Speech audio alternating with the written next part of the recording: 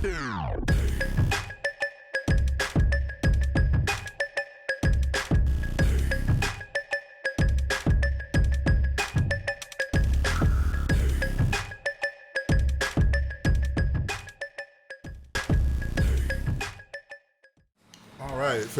welcome back to Inquisitive Mind with Louis Tee. I'm probably excited as a kid on Christmas Eve right now. I got some real good friends of mine here. I got my co-host to the side, Mr. Alex Hunt. Hey. Go ahead and say your last words for today. I'm a place filler, so that's a shout out to myself right now. Hunt for Greatness Podcast. Check me out, HUNT4GreatnessPodcast.com. All right. And then hopefully I'll check out part one. I talked about being the boss, entrepreneurship last week. And so you know the guests across from me. I'll let you introduce yourselves. Yeah. What's good, y'all? It's your boy Kaze, 4 letters, Chapel Hill, Durham. What it do? What it is, y'all? It's the one and only Gunn, Bull City's own. All right. So we didn't even touch. I mean, you might have got a hint that both of these guys are phenomenal artists who were just talking about their businesses, Vibe House, 1898, Providence, 1898. But these are some of the illest MCs outside of NC. And I'm, you know what I mean? I might be biased. I don't know. I'm biased as well, but I agree. I mean, coming up, and for those that just know me from podcasting, I've been a writer for a magazine at different times. I worked on a radio station where we did shout, and most promoter, most people know, promoter, Hitch Off Entertainment. You were my tie to the movement in Wilmington. Yeah, so and just give me my background with some of these gentlemen history we talked about before. I worked with Jay Gunn's older brother. Big shout out to PG, Patrick Gunn. P. Gunner. We had to sneak him into the club so he could roast some MCs. Kaze, I've slept on this man's couch. Yeah. He was like, you see the shirt he wearing, like we did the On My NC Shit mixtape, which inspired the clothing line, County Lines Clothing, first t-shirt, North Cac. Right on. Inspired by his song, On My North Cac Shit, the flip of Busta Rhymes. So like I said, I've known these gentlemen a long time. So this is probably we're going to have like the ultimate NC hip hop conversation right now. Let's do it. So, so Kaze, I'm going to start with you. Like I just saw you on another podcast, you were mentioning that you got signed the same time J.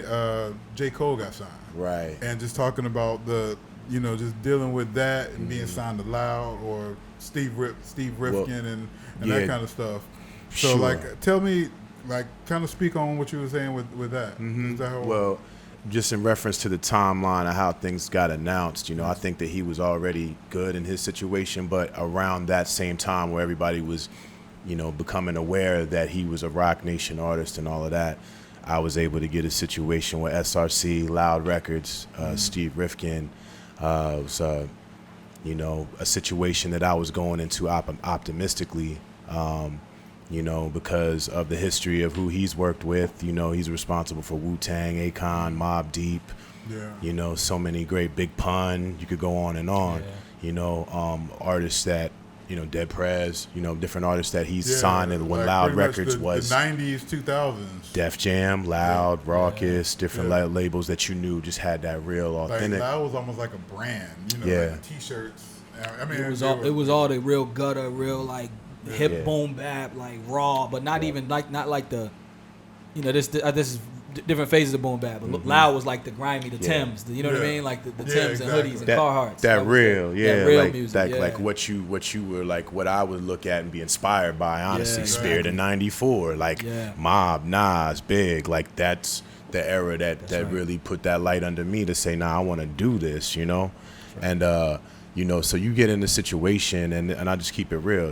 I was given 50,000. You know what I'm saying? And it was supposed to be 100, wasn't it? Well, so me and another kid split that because they ended up signing me and another kid from Philly. Yeah. Shouts out to LF Days, and so it was a situation when you get that, and people will think that they understand what these label situations are really like. That's 50 grand. You got to eat, live, pay bills, shoot your video, travel, what have you.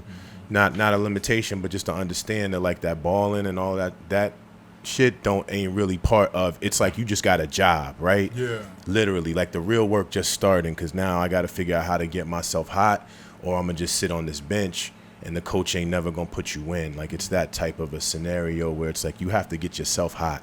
Getting signed is cool, it's a co-sign and things like that, but you and your team within yourselves have to get you hot. Yeah. I tell people that all the time. Actually, that's what on our last, one of the early episodes, we have some young cats on here called Rebels on Savage. Yeah. And Mez came up. Okay. And we were talking about his situation, and I was like, I'm a big fan of Mez, but they were blaming something on Dreamville for him. I mean, I was like, nah, you get on the label, and you from there, that's like, it's you get the you. Ball, right? It's on for you to run into the interception. It's on you, bro. It's totally on you and like what you and your team can generate, and that's not. And this is the thing too, right? And I'll wrap it up with this part.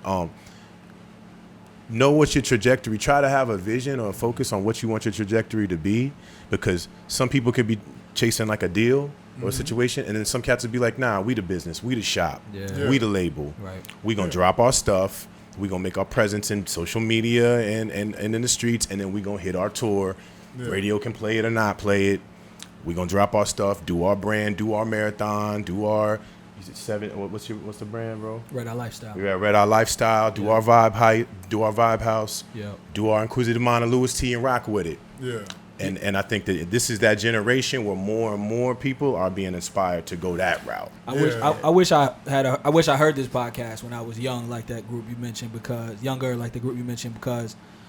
when I signed with Light and Dubose and Universal, same thing. They give you a bag of money, which at that time I thought was a lot of money. Right. And I'm like, okay, I got the money now. I'm gonna go record the music, and they gonna do all the rest of the work. You know what I'm saying? Like, and in the first couple of weeks, it felt like that. Like I was.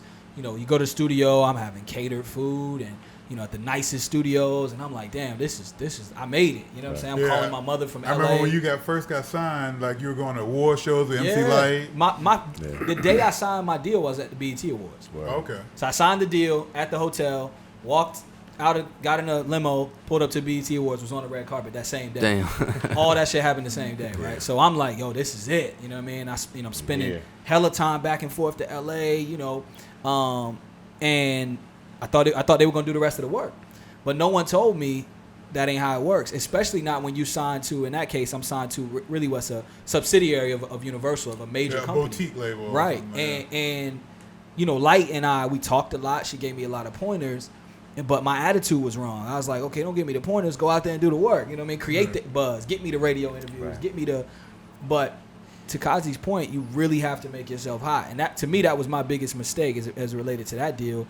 Instead of calling up Light or calling up Dubose and arguing with them about what they weren't doing, I could have used that energy to take the little bit of buzz that they created for me to make it bigger, and go do free shows or get in the car and just the things I was doing that got their attention in the first place. I sort of stopped doing because I'm like, they taking a lot of the money if I make some money, so they should be working for it. But in reality, the younger generation, like these 19 and 20-year-old kids, they got it. They understand it because they used to just going direct to consumer. Yeah. And my only message to anybody coming up is keep doing that. Even if you get signed, keep going and just run it. Just treat the label like you said, like a job. If any of us work a 9 to 5, we still got to hustle to get that check. You know what I'm saying? Like they ain't just gonna open the door and you just sit there. Cause this the era. Adding off what Gunn say, I can do my album myself off my.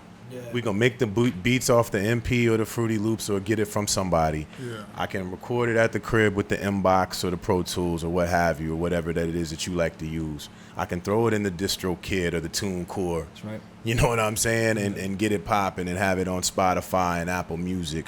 I can throw my joint on YouTube. I can, you know what I mean? It's just so much that cats can do within themselves now.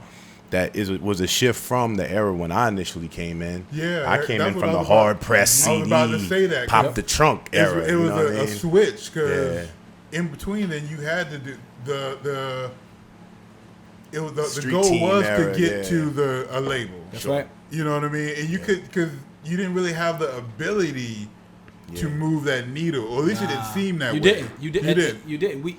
Kaze and I both came up. You know what I'm saying? In that era where the record deal was the finish. Yeah, that was the merit. You know what I'm saying? Like if you cross that, You got it. Like, Stamp. Because two reasons. A, that's how it looked to us in that era, right? Anybody that we knew got signed. You saw them on Rap City, The Basement. You in your mind, they 100 millionaires. They got everything they ever wanted. That may not be the reality, but that's how it felt.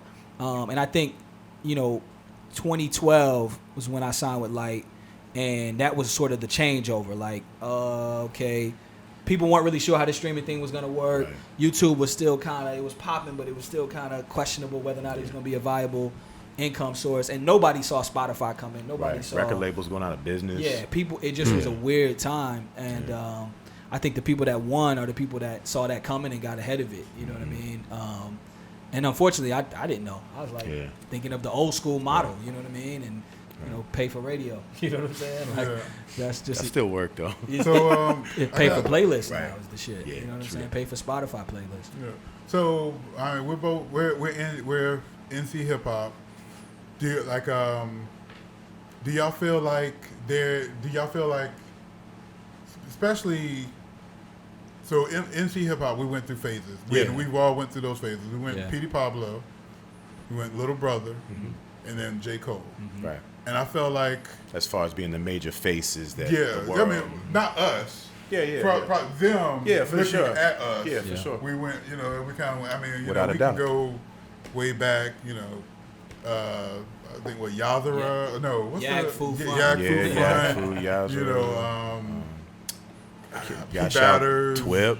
I mean, my cousin. Shout out to my cousin. Yeah, for sure. But I'm just saying, far as people looking at it, I mean, because one, we got a lot of other people that, we got a lot of influence on people like Lords of the Underground, Black Sheep, Total. Like a lot of people, Jodeci, but they don't.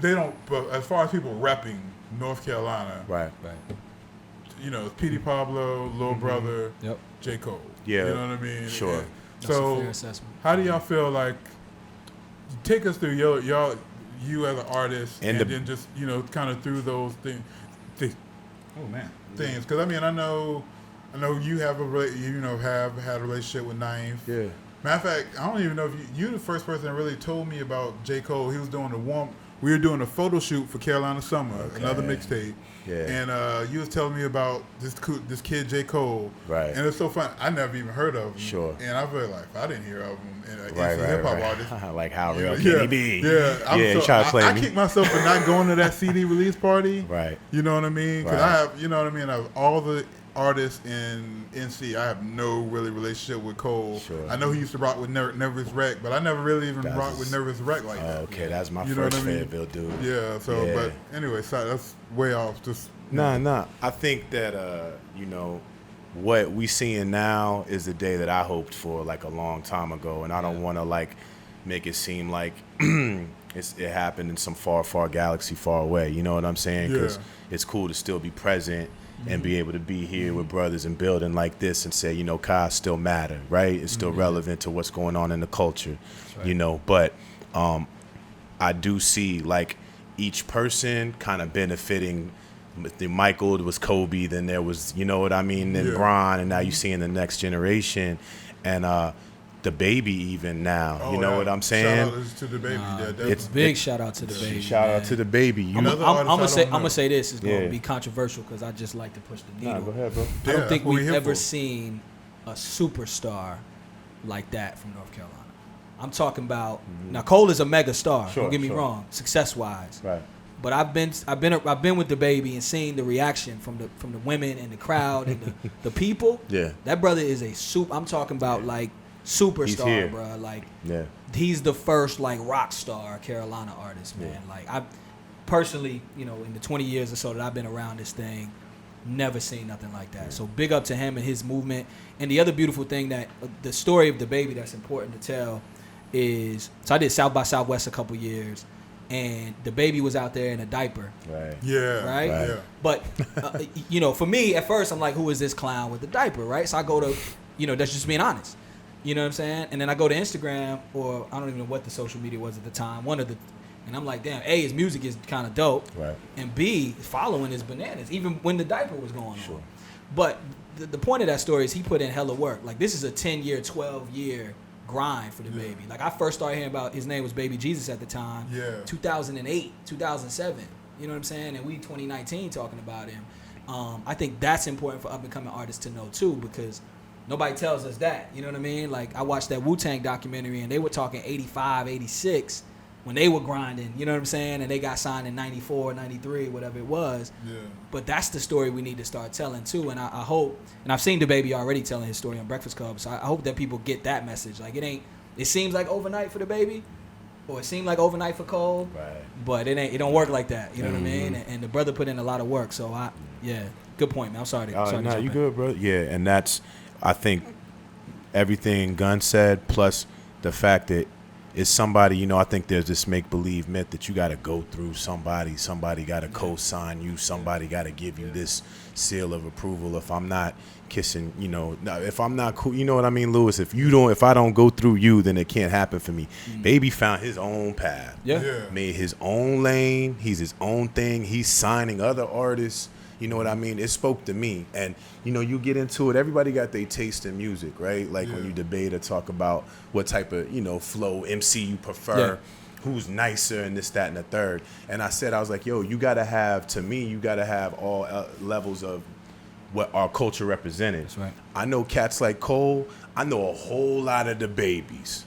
Yeah.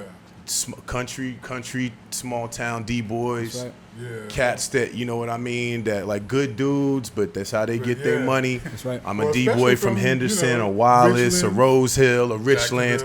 Right. Cadillac in the yard on 24s. I know a whole North Carolina full of cats like that. My producer is very familiar with them. Sure.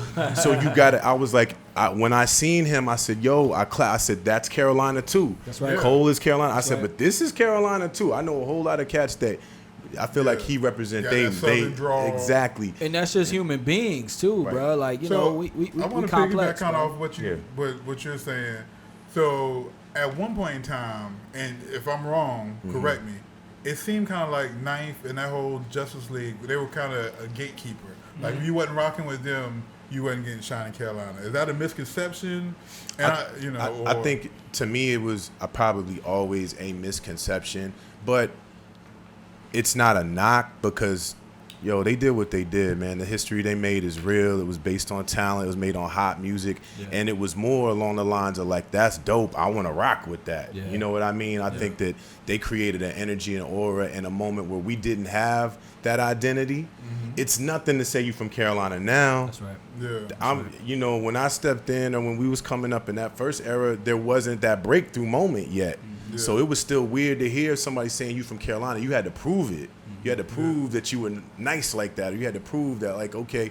And so little brother Fonte pushed that. Gunn pushed that. I pushed that. Cats come pushing, So when your next level of cats come around, it's not weird to hear that somebody nice from Carolina. I done heard Tay. I done heard Gunn. I done heard Kaze. I done heard Josie. I done heard, this man. Like, you know what I mean? And it just kept pushing that envelope. I feel like they created this space for what we had now. This was the day that we always prophesized of. You know what I mean? Yeah. Was that Carolina artists would get their time. Yeah. It feels like the time. It feels like the time is happening. So do you feel like Ninth, he's doing his thing. He got Rhapsody, who we all know from another group. Sure. Yeah. Big up to Tay. And do you feel like J. Cole is doing his part? Like, this is the thing too, man. I feel like do you feel like you need to do that? Like, is that something? Like, how? Because first thing I think you said the DaBaby, he signed another artist. Yeah. Is that our duty to put if you want to, right? I think me. I got one of my best friends, right? We both entrepreneurs. We both pushing the envelope, and I always talk about giving back, right? I always talk about wanting everybody in our community to have access to these opportunities. That's not his perspective. You know what I'm saying? Like, he's like, I'm just trying to get my money. Like, I can't help everybody. Yeah. And I think that's just two sides of it. You can't really judge it right or wrong. It's just two different priorities. I'm built in a way that I always want to take people with me. You know what I'm saying? Like Jay said, if everyone in your clique is rich, your clique is rugged, nobody will fall because everyone will be each other's crutches. Yep. I sort of live by a lot of that reasonable doubt stuff because it raised me as a kid, but it's really about principles, right? And I think to your point about Cole, he signed hella artists, you know what I mean? And Dreamville has a full roster. But I mean, I'm saying from Carolina. You know what it is? I think some of them guys are from NC, right? Luke is from Charlotte, right? Luke from Charlotte, but Big Pooh manages him. Yeah, but people expect that he was gonna come back on some golden cherry and sign everybody in Fayetteville, and that's not going down like that. Yeah. When half the cats probably in the Ville didn't believe in him when he was passing CDs, it's probably right. throwing Yeah, him in the 'cause he trash can in his face, like because you go through that, right? Yeah, facts. And then somebody get on, and then it's yo, that's my man, and if that's really your man, you don't have to say that, right? They'll be in your circle. You see Stunner for Vegas with Baby, right? Ain't no question mark there. Everybody know me and Flu relationship or Gunn or whoever you you know what I'm saying, who you keep close to you, right? And so like it's that whole thing where it's like, yo, that man doesn't owe you nothing, bro. Yeah, nobody owes you anything. That's the problem with people as a whole. Sure. And that you know, it's like people feel like, oh, I was there. You know what I mean? Bro, like, even all differences aside, with me and Ninth, you never hear me say that man not talented. Yeah. That man is not, doing his business, that he not successful in what he doing with himself and with Rhapsody and all of that. Matter of fact, shouts out Ninth Wonder. I love you, bro. Real talk, all right? Real talk. Like, if you out there, like, real talk, man. Like, we need to talk, real talk. Yeah. But, like, all that aside, you know what I'm saying? Like, cats out here, if I see a brother doing his thing, being a positive entrepreneur, trying to find a way to like lay their business down and do things that's positive and do that within themselves, there's gonna be a level of competition. They coking on Pepsi. Mm-hmm. You know what I mean? Yeah, I'm trying to do, me and Gunn trying to do parts of things that are similar. Yeah. But then there's also a commonality, black men trying to do something positive, right? Yeah, and ultimately, on that same note, bro, no one owes you anything. So if they do something for you, even if it's something small, I'm grateful for any help. You know what I mean? Like, to use Ninth as an example, Ninth produced half the beats on Third Day's first album for free. For those... For free. You know let what them I'm know saying? For the people who don't know, who's Third Day? Third Day was my original hip-hop group. Big ups K Slack, big up Killer K. Facts. Really cats that we started rapping together in middle school, right? That young, and that was just really my partners. Yeah. But Ninth and Nicolay did beats on that project for us. Nicolay's been on there. We were talking... I don't know if we talked about it on the show, but off camera, we were definitely talking about. He was like, oh, man, Third Day, blah, blah, blah. Nicolay is the illest, man. But, you know, as a child, right, 16 years old, I felt like, you know, I was around 16, I think, when Knife did the joint with or 17 when Knife did the joint with Jay and started to bubble a little bit. And, you know, at the moment, I was like, damn, I wish he would take me with him. You know what I mean? Wish he let me meet Jay-Z. I wish he... But... As an adult, I'm like, that man didn't owe me anything. He did enough. He did something for me, and I'm grateful for it. Ultimately, it's my job to take that and run with it. And I think we did to a degree. And Kaze took the Knife project and built with it, right? Yeah, took off like pew. and ultimately, you can say that you did it on your own too, right? So there's that little bit of like, thanks for the help, but I also did a lot on my own, which to me that's the ultimate victory. Sure, because at the end of the day, and I say that, and I shout out to that man, not just because I'm saying it, people dying, bro, people going away from here, and when you look back at things that are petty or that could be handled differently, you want to try to fix them things, man. You know what I'm saying? Yeah. Like if you really did have a relationship or care about somebody, if there's a situation where anything can be resolved, regardless if you do music again, ever again. You know what I mean? There's so many people and friends in common. It's not a proud moment. It's a disappointing moment for me, and I think a lot of people in the scene to see how all of that went down. You know what I'm saying? But, it's a new day, a new era. I feel like I'm still, all of that pushed me to be where I'm at now, independently, doing my own brand, trying to figure things out on my own, working with artists, doing myself in music. I can't say that role would have happened if things went any way other than the way that they do for you. You know what I'm saying? For me, personally. And you could always stand on your own too, and I think that's what it taught me, at least. Is like I was meant to stand on my own too. You know what I'm saying? Sure. So are you. You know what I mean? Greatness can thrive in any circumstance. You know what I mean? I think that's what I saw out of that situation. Is you continue to thrive and be relevant. Amen, man. Thank you, bro. That's the shit. Because somebody give you like that, give you a CD remixed, all the beats on it. But don't take away from the fact I had already put something out, was in FYE, I was doing my independent thing. But this man took that, remixed it, and that took it around the world. Yeah. His presence and everything like that. From that, all the, other situations. But then I took that and ran with it. I had to do work, Yeah, because I think because he at the time, he did that for a few people. But and I always think there's a difference between somebody making a beat, and matter of fact, kind of what we talked about when Nicolay was on the show, making a beat and producing it. Mm-hmm. Yeah. But you made it seem like, Knife had people that he had beats for, but if Knife wasn't saying it, it didn't make a difference. Mm-hmm. You made it seem like Knife was saying it. You took Spirit of 94 9.0 bam, put it in people's face. Yeah. And I remember we used to play a bunch of joints on 97.3, and it wasn't even the ninth joints. It was like the joint like K Hill produced. You know what I mean? Like On and On. I think it's On. Yeah, It's On was one. Yeah. We Move Over Me in Nature. Yeah. And shouts out Shaw Hargett, Bum Rush, like everybody know. Yeah, big up Bum Rush. Bum Rush, man. Legendary. Yeah, man. Oh, that's like a Rick Rubin type of character in our scene. I mean, a figure in our scene. And he was my manager. Underappreciated, man. Damn. All that Cat's Cradle goodness that we all experienced. That was all, a big part of him. 9/10 of that was him bringing those acts to town, and you see that missing now. It's not the same. And giving us a chance to open for him. Yeah, real talk. Plugging everybody that deserved the opportunity. Real, the people that were working. If you were working and Bum Rush saw it, he would look out. I was always I felt like I was like, man, if I was in a bigger city, because Bum Rush was like the Raleigh version of me. Like we used to connect. Well, plus he's from down here. Yeah. So I was like, man, if I was in a bigger market, man, maybe I would be more in the mix. Because there was, I always regretted not coming to like Raleigh shows and Durham shows like till later. Cat's Cradle. He used to do those Scion shows too. That was really dope. They're free with live bands. De La Soul came. Redman and Method Man came. And I mean, I'm in Chapel Hill. So I'm like, oh, Redman and Method Man gonna be here Friday. Okay, De La gonna be here next month. Like, oh, boom, boom, boom. And to have that access is everything. You know how it be. You pull up to the Cradle. Everybody was gonna be out there that was somebody really working in the scene, and everybody you can touch them. Like, I don't know if you saw my IG post. That's where I met Nipsey. Cat's Cradle. Oh, really? You know what I mean? Yeah, like that. From him, Action Bronson, so many different people that.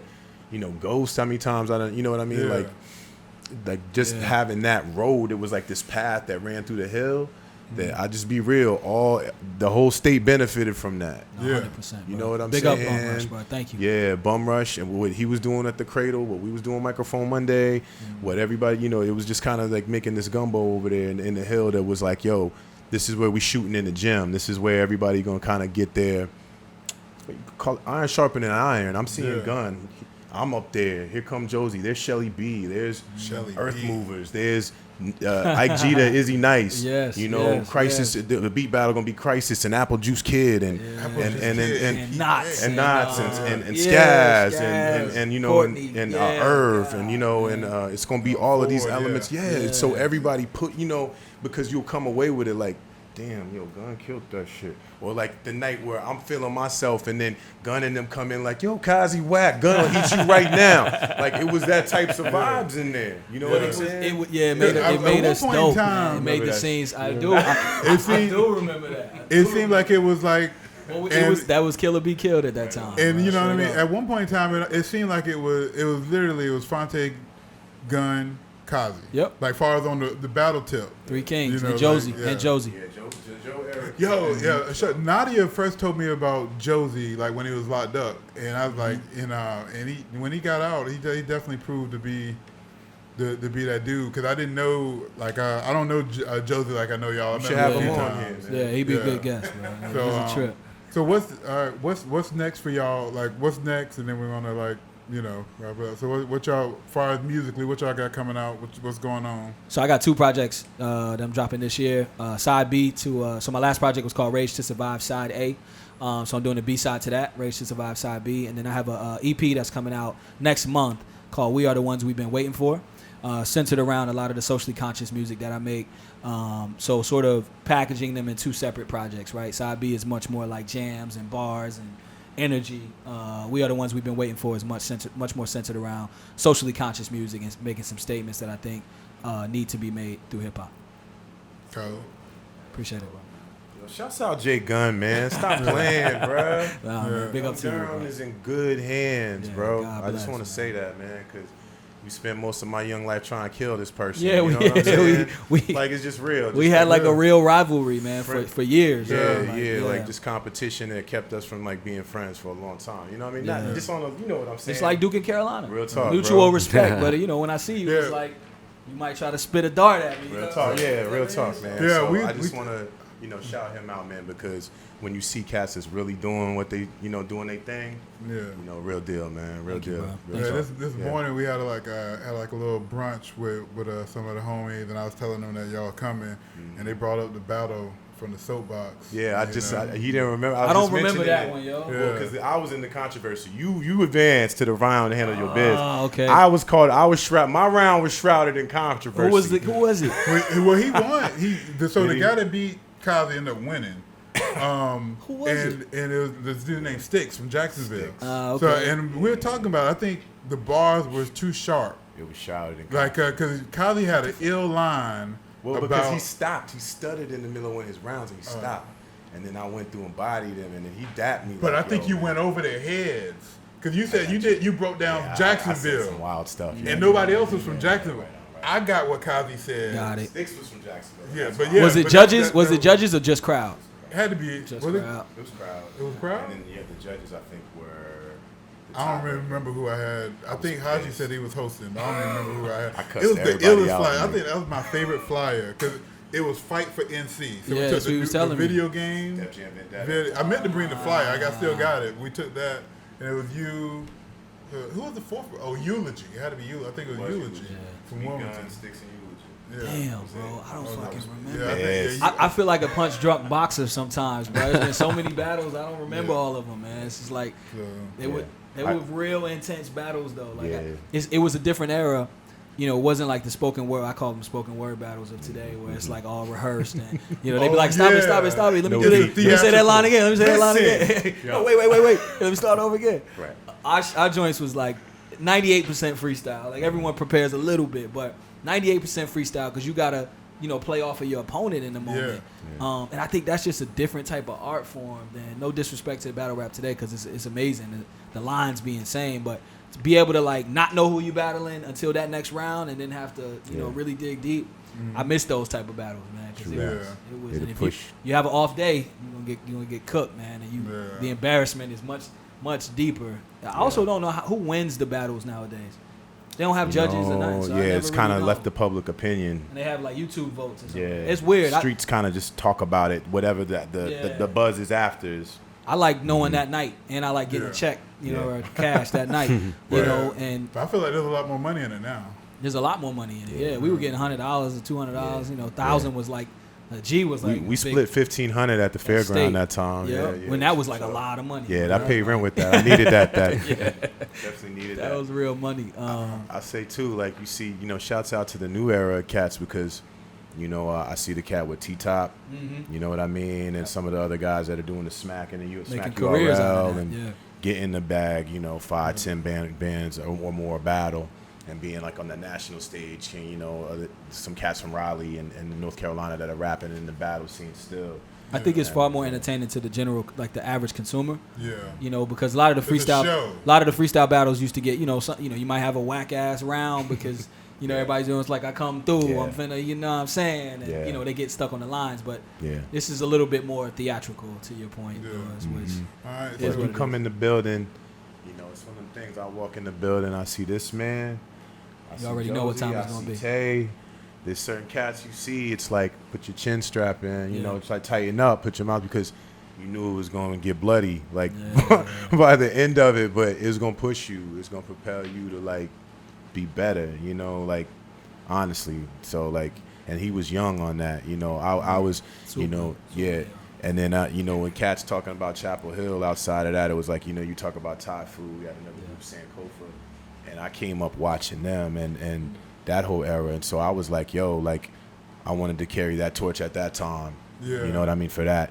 But Chapel Hill being known for like hip hop and things like that was still an iffy idea or premise. Yeah. So I was like, well, we just got to get it bloody then. Let's go to Durham. Let's go to Raleigh. Let's go everywhere. And let's just battle everybody just for respect. You know what I mean? Because I knew I wanted to put music out. I need a record out. But if I'm not respected as an MC, it don't work. In that era, you had to have that respect first. Different times. Y'all want to give any last words, shout outs, anything, Hey, I'm just grateful for the opportunity, man. I think Kaze referenced this before. Just grateful to still be relevant, still be doing music, and evolving as a human being. And grateful for Louis Tee for 20 years of support. You know what I'm saying? And thank y'all, man. Big ups to everybody in the city, everybody in North Carolina, everybody with a dream, man. Keep going. That's my message to you. Keep going. There's no age limit, no time limit. Keep running, man. In spite of what everybody says, you can make it. Amen. And where can people find you at? J Gunn is better on Instagram and Twitter. That's at J Gunn is better. Yeah, that's it. 2 N's. 2 N's, no S, no Z. J Gunn is better. Yeah. So, Kaze, what Kaze. last word? No, Yeah, of course, man. Tell them about Ethan and man, let them know what you got going on. Yeah, so y'all know me, man. Kaze, 4 letters, Black Kennedy, Kevin Thomas. If you know me from down this way, you know what I mean. I grew up not too far from here, you know what I mean. So shouts out to Richlands 910 and all of that. I got roots down this way, you know. But yeah, man, we moving with the brands now. It's Intelligently Ratchet, Wednesday nights at 9 on Facebook Live. We doing all that with the media, having conversations a lot like this one. It's having some real talk, man. We've had Gunn on. We've had Mayor Steve Schul on. Had me on. Freeway Ricky Ross. We need to get you on. We need to do the swap. Me and Bishop need to come, and then you need to come do our show. Yeah, you know what I mean? That'd be dope.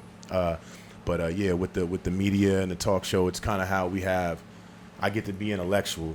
You know what I mean? I get to be a rapper with a brain or an artist with a brain and have these convos. And Bishop has no brain. So. Yeah, you hear Big that, up Bishop? Big up Lick a shot at him, Gunn, because he needs to. He gonna clap back on me on Facebook. Yeah. Man. So big up the Bishop. That's my guy. Man. Yeah, shouts out to him. So we made that platform for like this, man, to have them conversations.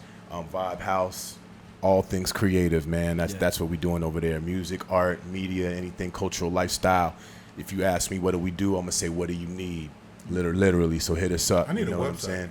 Vibehouse405.com, and we could do that for you. Okay. Yes, sir. We could do that for you. So check us out. Artists that I'm working with right now. Ethan Taylor, nominated for Carolina Music Award, Best R&B.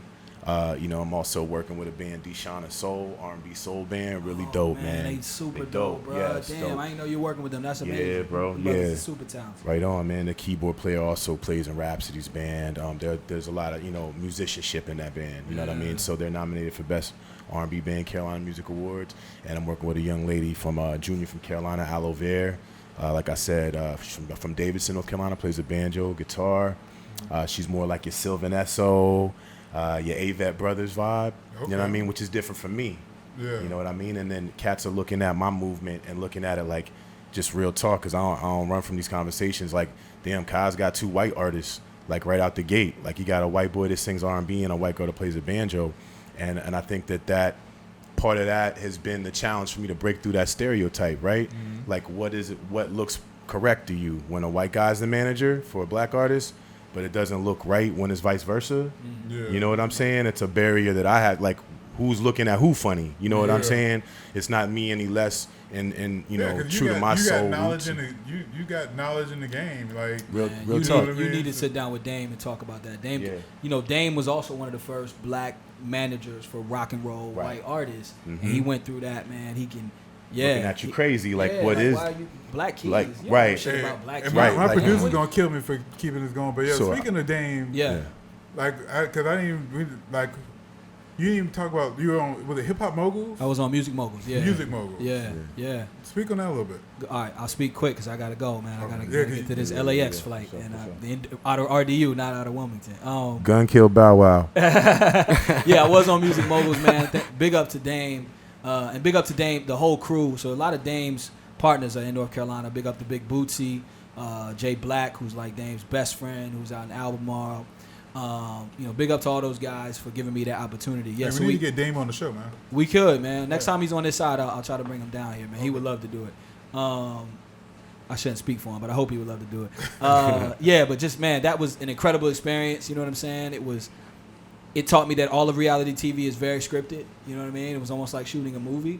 And then it's also, one of those moments where you shoot so many scenes and you don't know how they're going to chop it up. So it's really nerve-wracking. But I think I was okay with how I was portrayed on there. It was a cool experience. Okay. And Bow Wow tried to diss my city, so I got one of my top streaming songs. It's called Crackin'. Just smashing Bow Wow real quick. Radio on the way home from work. Oh, word. And I just hopped on Twitter and just shot you like a tweet, like just all fireballs. Respect. I think Brian Dawson ran it like back to back, like twice one night. He did. He did. And I caught it on my way home from work, and I was like, that sound like Gunn. I was in my whip like, this sound like Gunn. Get him. Yeah. Killed him. Well, big up to B. Dawson too, man.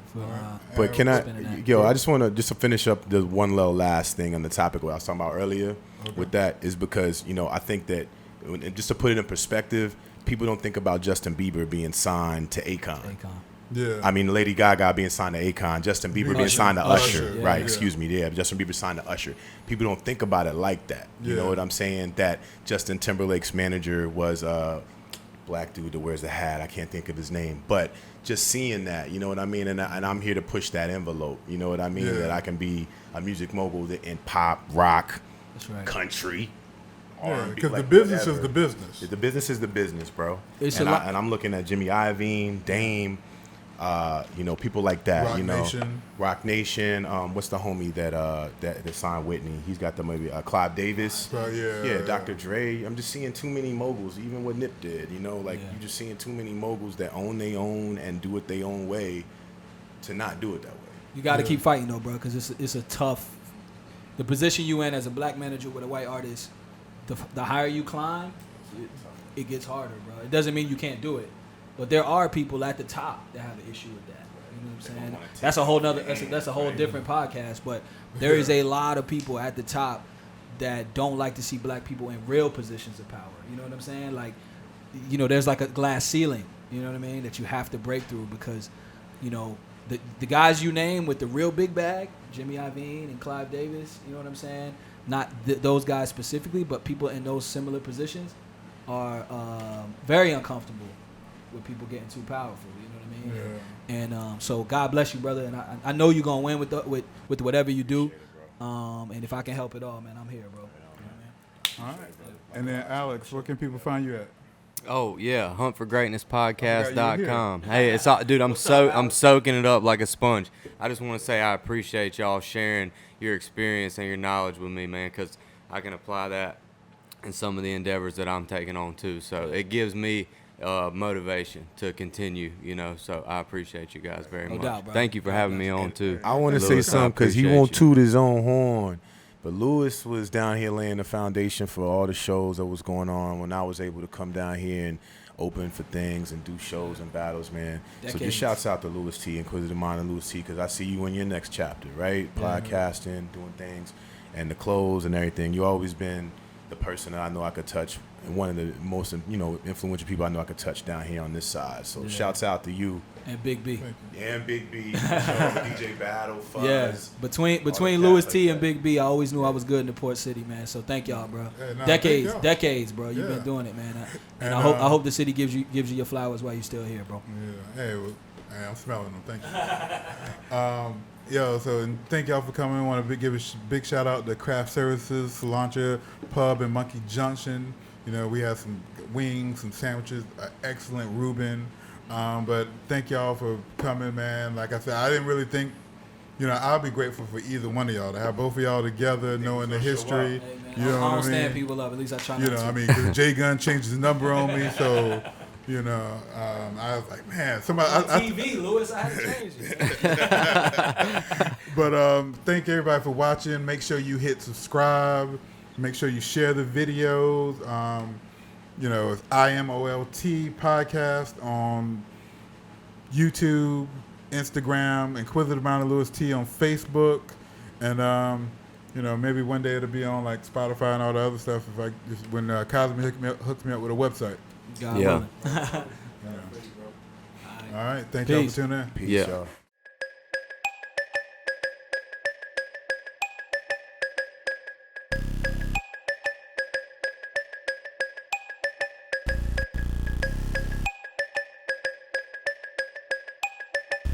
Yeah.